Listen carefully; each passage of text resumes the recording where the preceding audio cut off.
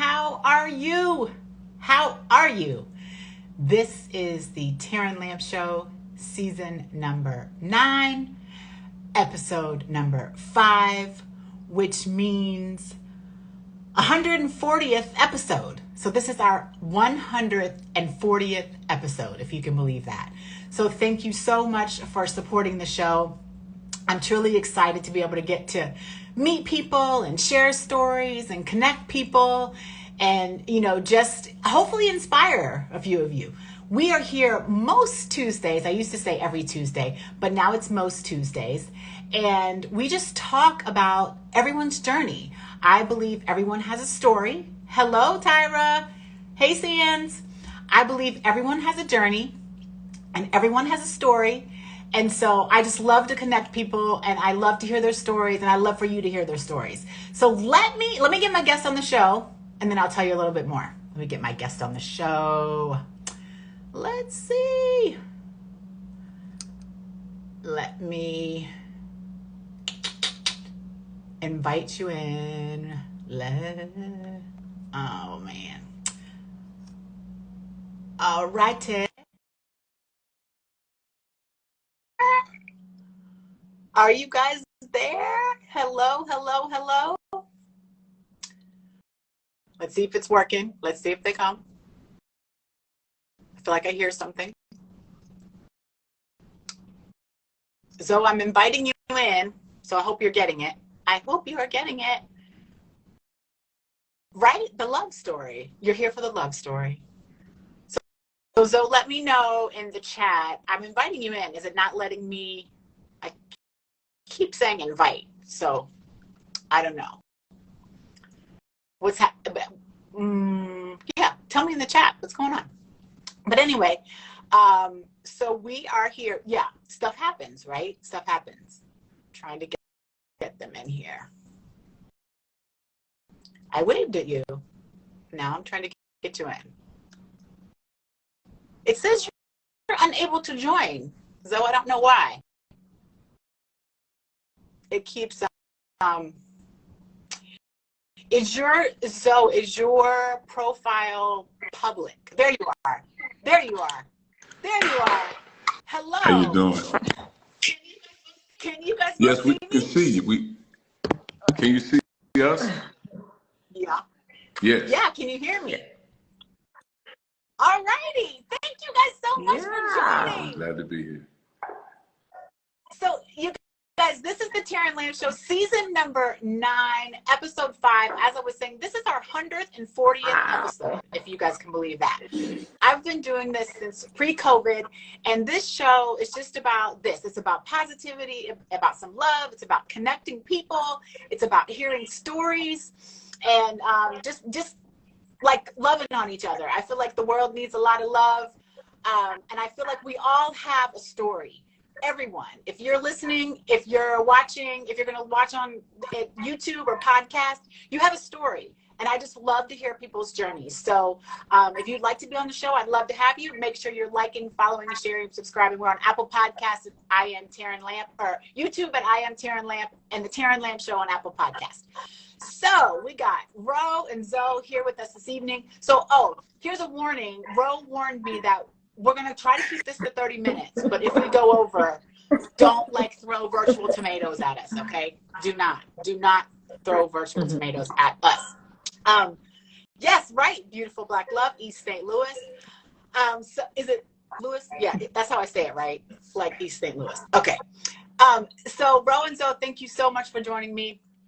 I know the both of you from Purdue, but a lot of people know you from different things. So as I put in my post, this is about basketball. This is about love. This is about overcoming triumphs. And I put hashtag couple goals. So we're going to try to get all those things in. So I'd like to start with Zoe, just give us a quick snippet of the basketball career. By the way, so if you want to learn more about Ro and Zoe, because we're not going to talk about how they met at Arby's at Purdue, that is on his podcast, episode number 9, Against All Odds. That's the title of that episode number 9. So go to his podcast and listen about the Arby story and how they connected and all that good stuff. Go ahead, talk about basketball. I'm from East St. Louis. I had a wonderful basketball high school career, and I chose to go to Purdue University. That's where we met. Good times there. We had great teams there, 2 Big Ten championships. We had a lot of fun, won a lot of games, and then I was blessed to get drafted by the Atlanta Hawks in the NBA. So I played a little bit with the Milwaukee Bucks and the Vancouver Grizzlies, so now they're the Memphis Grizzlies. And also had the opportunity to play in Avellino, Italy, so that was fun. And also played CBA basketball, which is kind of the equivalent of the G League basketball today. So it was a lot of fun. So that's my basketball experience, and I've been blessed to coach for over 22 years. And I'm currently might be retired. I mean, I guess a pit stop, so this is my second year, but it's been a joy, though, to be with my family. You could, I think they say sometimes that next one is called your encore, right? Your encore, whatever you decide to do next. I wrote a couple of notes here, and I wanted to ask both of you this question, because you've had a long career in basketball, and now you're kind of like working on, the Martins, like I said, the encore Martins. But I want you to answer this question for me. You can answer the end of it. Because of basketball, I'm so glad that we got the opportunity to fill in the blank, both of you. I would say see the world. I mean, we had an opportunity to see the world because, again, in my opinion, there's no better lesson. You can read a lot of books, but there's no better lesson, a greater lesson to be able to tell where you've been. So we've been blessed to see the world, and that's been a joy. See the world.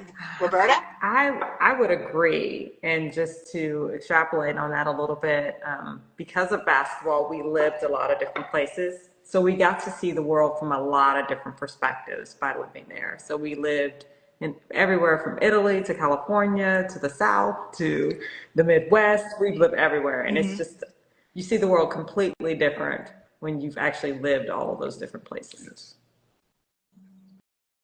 Do you have, or can you tell us a favorite place maybe each of you really liked?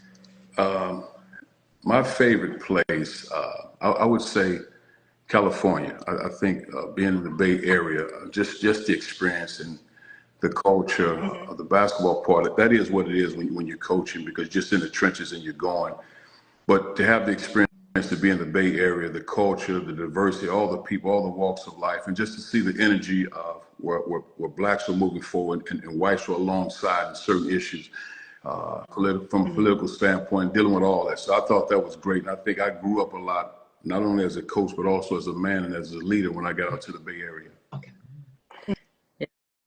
And yeah, and I guess this is the reason why we've been married so long, because we think alike on a lot of different things. I think every place probably had its things that I loved about it. Even like Tennessee, I love the food, and it's like Missouri, I loved being so close to family, but California was just a different experience, and I was so happy we had a chance to be there. I loved California too. I lived in Southern California, and I just think it was, I tell people it's like, it's its own world, right? And you to your point, which both of you said, you kind of have to live there to kind of experience. And even though Northern California and Southern California are two different worlds, but I think just being in California in general, you feel like you're on your own planet. I actually kind of felt like nobody wanted to come see me out there, but that's another story. Like everybody was like, she's way out there. But then I didn't go see a lot of people either. But I don't know how to say this other than I'm obviously a woman. So you just take it for what it's worth. California kind of puts hair on your chest, because you grow up in California. You get your, in California, right? Because you learn so much, but it's also a challenging place, I think, to live and to grow. So I was thinking you were going to say somewhere else, but I agree with you. California is a great place. I'm trying to, it's about to be a tornado watch here in Chicago, so I'm hoping maybe California's in my future. I know. I told you, Ro, I was like, anything can happen. Yes. Right? Great place. So the amazing basketball career and the triumphs and all the success you had there. One of the things I was just telling Ro yesterday, Zoe, is one of the things I admire about her is that, you know, you guys have done so many amazing things, but there's never been a time where Ro has not answered a text message or a call of mine. Yeah. I really can't remember. I mean, literally, she'll text me back, or I don't have anything to say normally, but she'll just say, hey, how are you? What's up? And I think that's amazing. But I also know that this success you had didn't come without some struggle. And that was your diagnosis. And maybe that is something that, you know, when you think about purpose, right? Like, gave you this, you know, overwhelming sense of purpose. But can you share that struggle, and can you share with us like that time and how you've kind of built into that? And Ro, I also know, and congratulations to Zoe, I'm a survivor myself, so congratulations to you. I also know as a spouse, Ro, that's a tough place to be. And so I want to hear your perspective too, because here you guys are kind of on cloud nine. And you, if you listen, like I said, to your episode with Ro on it, you'll see you're kind of, you know, right there, and then bam. So share with us a little bit about that and how that, you know, turned your. Well, at that time, I was playing professional basketball in Avellino, Italy. And this was, I went over there maybe August 5th. And we were expecting Joshua at the time. So Roberta and Josh stayed in the States, and I was in Avellino. And, you know, playing good basketball. And they came over around October. But around November, I would say 14th, and just estimate 14th, 15th, I was running down the court. And I was breathing like this. I started on the baseline, and I ran to half court. And this is how I'm breathing on the basketball floor. And I just passed out at half court. And so the trainer and the guys took me back in the locker room. What they were just trying to say, you used to be so big when you came to the States. I mean, came to Italy, but now you're smaller. So when I got over, I was 215 pounds. So over there, they did tests, x-rays, and blood work. And after that night, it's kind of the next day, they said, you need to get back to the States immediately. So we went from Rome to New York to Indianapolis, where we lived. And when we got to Indianapolis, we had to get a shuttle or car service because it was late. I would say midnight, 1 o'clock. We got home, and we were taking the bags in the house, and I had Joshua, and I just kind of laid him on the couch, and I went over to the other couch and just kind of laid back a little bit. And she was getting the bags, and I just said, Ro, we need to get to the hospital immediately because I was so exhausted. And we got to the hospital. So I'd say between 1:30, 3 o'clock in the morning, test, x-rays, and blood work. And I don't recall the doctor's name because he might have been an ER doctor, but I just remember him saying, I don't know if you're going to die, but this is life-threatening. And I just kind of looked at Roberta and Josh quickly, but I didn't really want to stare at her because I didn't want to get emotional. Not that I was afraid to get emotional. I just didn't want to. I wanted to be strong in that time. And they were hopeful that it was tuberculosis, so they couldn't be in a room with me that night in hopes that it was tuberculosis, which that would have been a good thing. And I just think that night, through prayer, I just prayed to God, just allow me to see Joshua turn 18 because he was only 4 months old. So just allow me to see him turn 18. And then whatever happens after that happens. About a week or so later, they started doing chemotherapy. So I went from 215 pounds to 185, and in this process, 178 in a span of 4 months. And we did chemotherapy for about 4.5 months. So my last treatment was April the 20th, 1998. And you're talking about powerful medicines, and it was just hard going through it. I was exhausted. We had blood transfusion, all that, steroids in my body, and just the thing that you wrestled with when you were going through it was, say, for example, there were 22, 23 people. We came in together at the oncology office getting chemotherapy treatment. And all of a sudden, 4 months later, you're down to probably 11 people. And so that in most cases, those people didn't make it. So that thing was hard to deal with. And I think for me, the doctor said after my last treatment and checkup, after 5 years, your chance of returning is just like anybody else that never had it. But it always stuck with me. And I think recently in the past, maybe 5 or so years, I've been able to say the word cancer. I don't know why it was so hard to say the word. And I think even in the process of going through it, because you have and reflect on it now, just going through it, it was probably hard for me to call my mom and tell her, that I had cancer. It's almost as if I was letting her down to say, Mom, I have cancer. And then Roberta's like, you need to call your mom, because I don't want to have to call her, but I will. And so eventually I made the call to my mom. But the one of the things and Roberta, she can give you her lens on it and her take. And I'm not sure if I've ever asked Roberta this question, because, when you reflect on it, they allowed me to go home for Thanksgiving. So we went home and Roberta cooked Thanksgiving. I couldn't eat because I just couldn't hold anything. And I don't think I've ever asked Roberta, did Doc think I would not make it because he allowed me to go home for Thanksgiving? One of those things, just the last Thanksgiving. I guess I never asked you that. What you think? Yeah, and I think, no, I didn't think that was their perception at that time. I think it was, and Taryn, you probably know this just from going through your own struggle.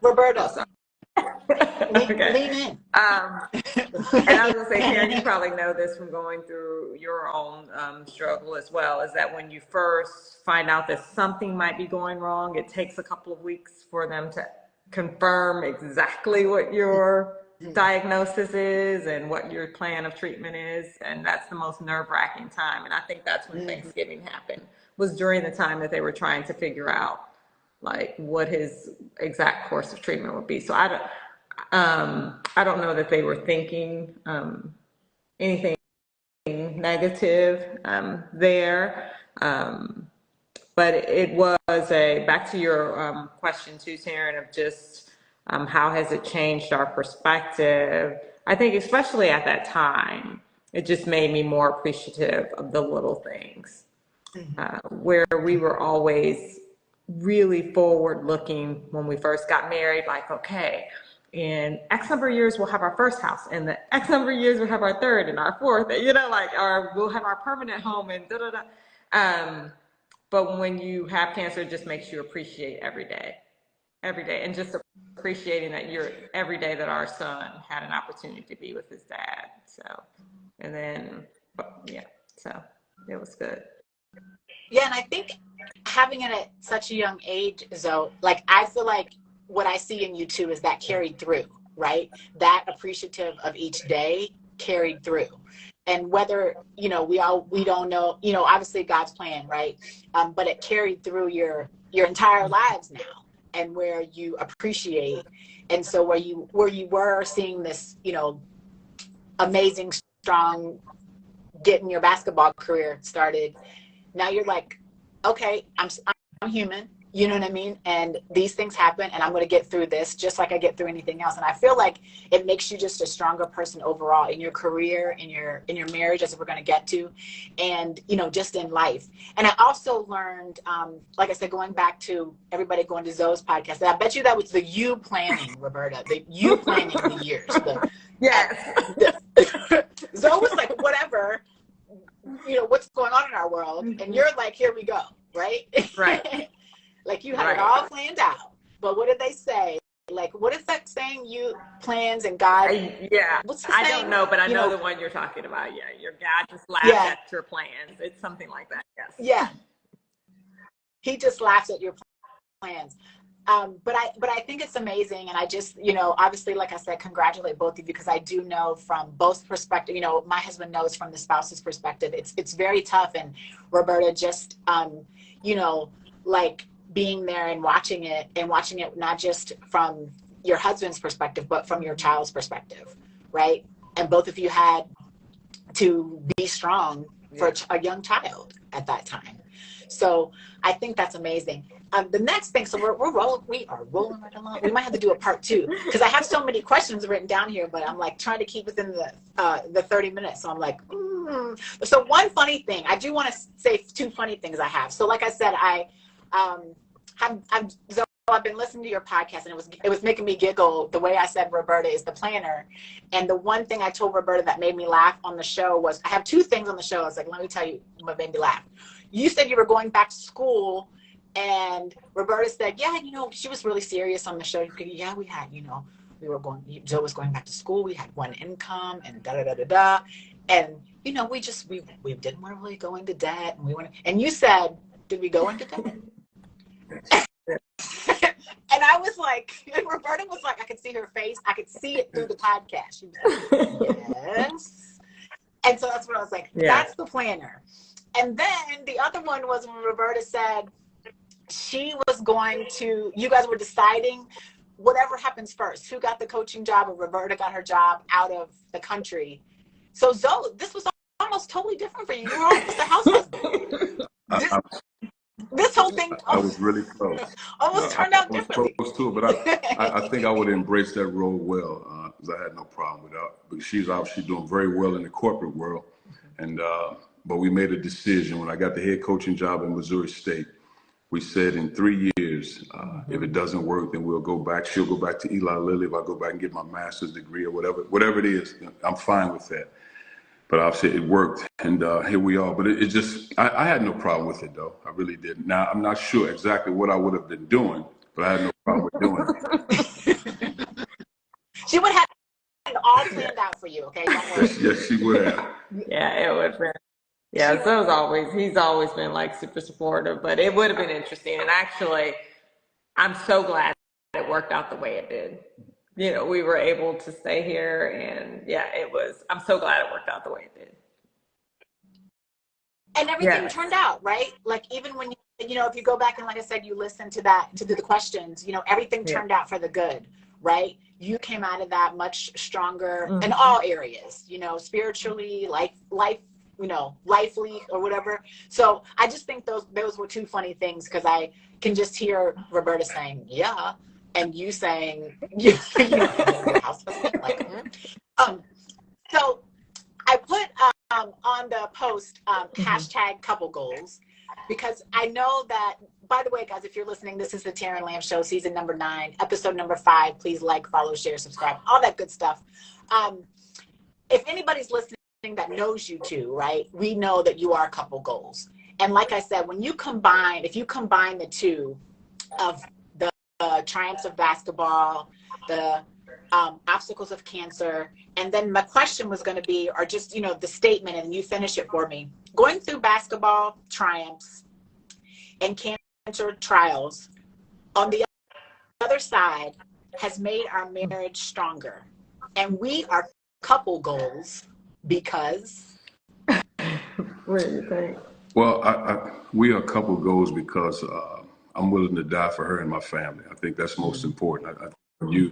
Because you have to live it, and so they are my life, and so I'll do whatever it takes for my family. And I say it with all sincerity, with all humility, and that's what it is for me. Because I think that's what you're supposed to do as a man in a relationship, and that doesn't mean women aren't strong. Women can be the strongest, women presidents, CEOs, all that. I understand that, but I just think as a man, there has to be a level of joy and willingness to provide for your family. I take a tremendous amount of pride in that. It makes me feel good to be able to provide for my family and care for them, and make them minimize their worries when it comes to things that you need in life. And again, troubles always present themselves, and that's just a part of life. The storms will come, and we prepare ourselves best we can. But as long as we're together, then I'm good. We are couple goals because, you know what, I struggle. I struggle with this one because I never, and we've talked about this many times. I was like, I don't really think we've done anything extraordinary. Like, you know, like some people are like, I'm about to hang up on y'all and call right back.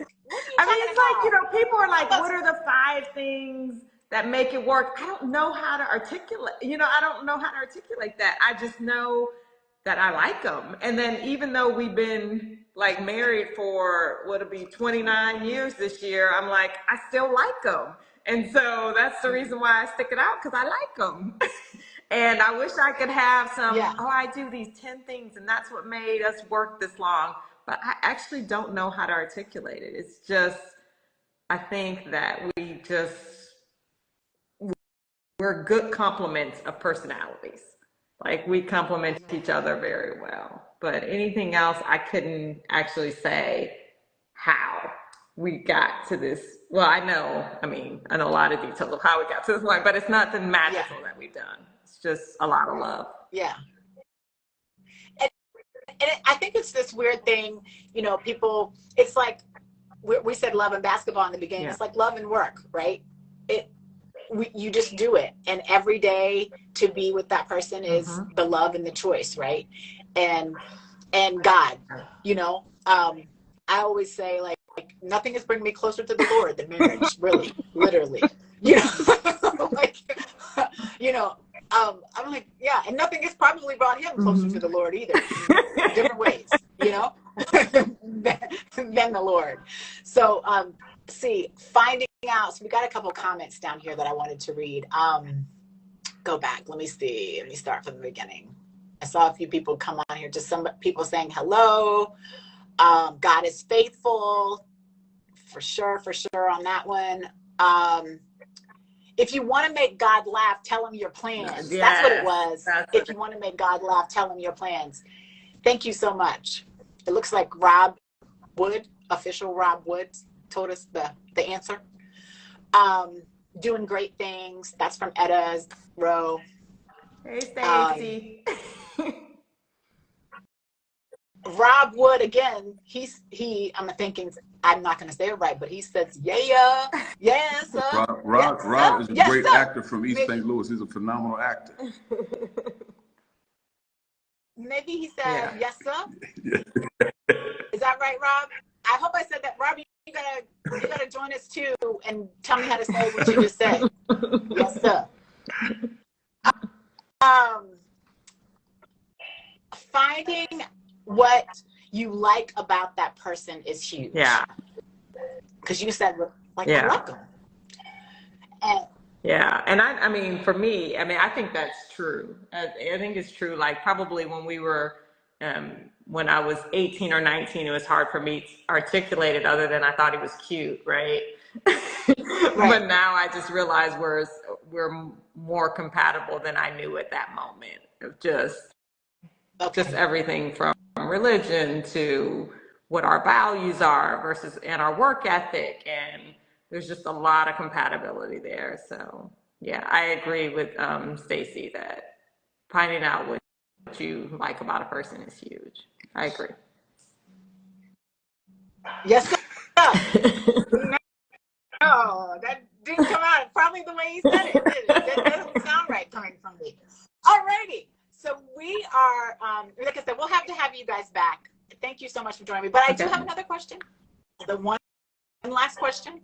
Now, I don't know who to ask this question. I'm going to ask this question to Zoe first. And the only reason I'm going to ask it to Zoe first is because if I ask Roberta first, then Zoe's going to have to think about it. And I already think Ro knows the question because she watches the show sometimes, but I know Zoe has no idea. So, Zoe and Ro and everybody else, I am. Don't judge. Do not judge. I am the cat lady. And I take care of these cats in my backyard. 2 little stray cats. And they say curiosity in the cat. So, what are you curious about? What am I curious about?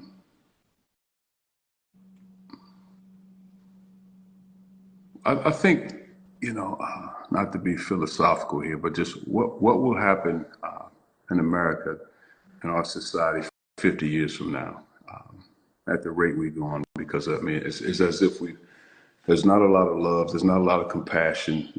We could truly care less for the homeless, the helpless, and the hopeless. So how do we find a way to be better people? We're so consumed with who will we vote for, but we don't talk about the issue, what best benefits us as a whole, as people. I think we have to do a better job of assisting and helping the elderly. We have to really, really fight for our youth to make sure they understand and keep them out of harm's way, to really educate them, to be able to read and to write, to understand and have. And there's nothing worse than a kid not having a meal, or a young kid eating 1 meal a day.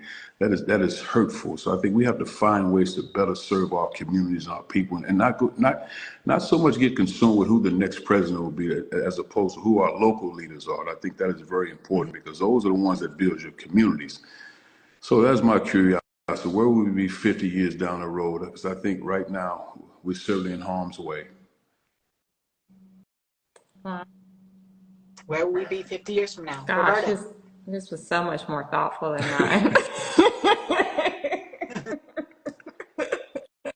What? You know I asked that question. I thought you'd been thinking about that all No, day. and I was like, wow, that's really profound. Amazing, profound. And he started it off with not to be philosophical, but I'm going to be. Oh my goodness. I don't know. Let's see. What am I curious about? Gosh, mine is probably a little bit more narcissistic than that. It's more intro thing of just, have we done enough? Like, we feel like we've worked through this life for how many years we've been on this earth, but have we done enough to make the impact that we should? So, I don't know. I think that was pretty philosophical and pretty deep. What do you think? Yeah, his is, yeah. I think it's impactful, right? Where are we going to be in 50 years? And they go together, right? Yeah. And have we done enough? Yeah. So, you know, and so I think those are both, great, amazing answers. And I think, like you said, Ro, they did complement each other, whether you guys thought about it or not. If you put it in one sentence, right? Like, where are we going to be in 50 years? yeah, right. Enough? Right. So yeah, I guess that's why we've been together so long, Karen. I know. You guys are what? What'd you say? 30 years in the game? 31 together. 31 together. Married. 31. It'll be 29 June. Mm-hmm. Yeah. Someone else said, "Oh, my boy Rob." That I can't say what he said, but I can read this one. He said, "Spot on answers." Oh, well, thank you. Well, Tara, I just want to just not leave without saying how amazing of a person you are as well. I'm so blessed that our paths crossed and we were able to develop a friendship when we were younger. So I appreciate you. I always share your story when I can. So you're an amazing person. Well, no, you guys are amazing. Thank you so much. Like I said, I'm going to have a part 2 because we did get it in 32 minutes, so we did okay. But guys, this is the Taryn Lamp Show, season 9, episode number 5. This is going to be on Apple Podcasts at the Taryn Lamp Show. Also, the video version will be on YouTube at I Am Taryn Lamp. I would love to have you on the show if you would like to be on the show or know someone who should be on the show. Again, this is about positivity, about love, about sharing stories. But until next time, be good to yourself and each other. Thank you. Bye. Bye-bye.